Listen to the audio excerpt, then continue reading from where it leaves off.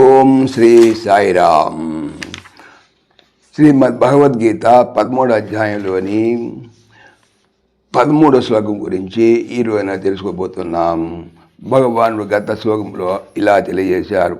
తను తాను పొగడకొనకుండుట, డబ్బము లేకుండుట, పరప్రాణులను బాధింపకుండుట, ఓర్పు కలిగి ఉండుట, రుజుత్వము కలిగి ఉండుట, స్థిరముగా నిలబడుట, మనస్సును బహుగా నిగ్రహించుట, ఇంద్రియ విషయములను శబ్దస్పర్శాదులను విరక్తి కలిగి ఉండుట, అహంకారము లేకుండుట, పుట్టుక, చావు, ముసలితనము, రోగము అని వారి వల్ల కలుగు దుఃఖమును, దోషమును మాటికి స్మరించుట, కొడుకులు, భార్య, ఇల్లు ముందు వాని యందు ఆసక్తి లేకుండుట, మరియు వాని యందు తగులము లేకుండుట, ఇష్టాయిష్టములు సంప్రాప్తించినప్పుడెల్లడను సమబుద్ధి కలిగి ఉండుట, నా యందు అనన్యమైనటువంటి భక్తి కలిగి ఉండుట, ఏకాంత ప్రదేశమును ఆశ్రయించుట, జన సమూహమందు ప్రీతి లేకుండుట, ఆధ్యాత్మ జ్ఞానము నిరంతరము కలిగి ఉండుట, తత్వజ్ఞానం యొక్క గొప్ప ప్రయోజనము తెలుసుకునుటాను.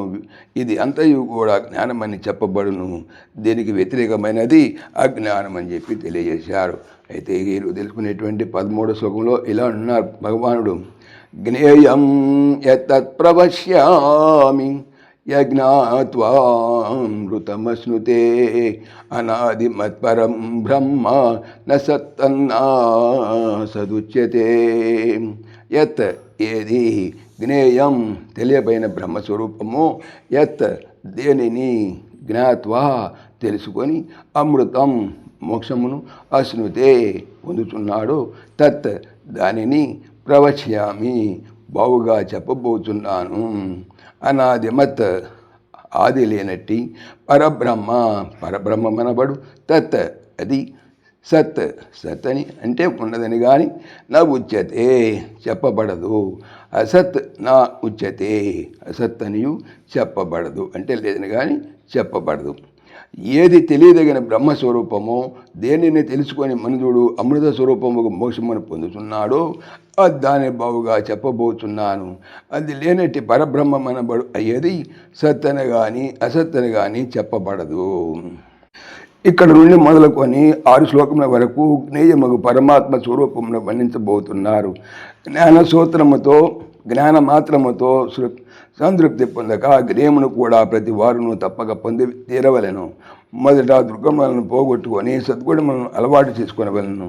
తదుపరి ఆ సద్గుణములను కూడా దాటి నిర్గుణ పరమాత్మ సన్నిధికి చేరవలను.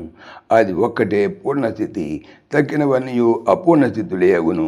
ఇటు జ్ఞేయతత్వను బోధించు మతములు లోకమును చాలా అరుదు. ఏలన్నా మతములలో అనేకములు సద్గుణములను మాత్రమే బోధించినవే అయినవి.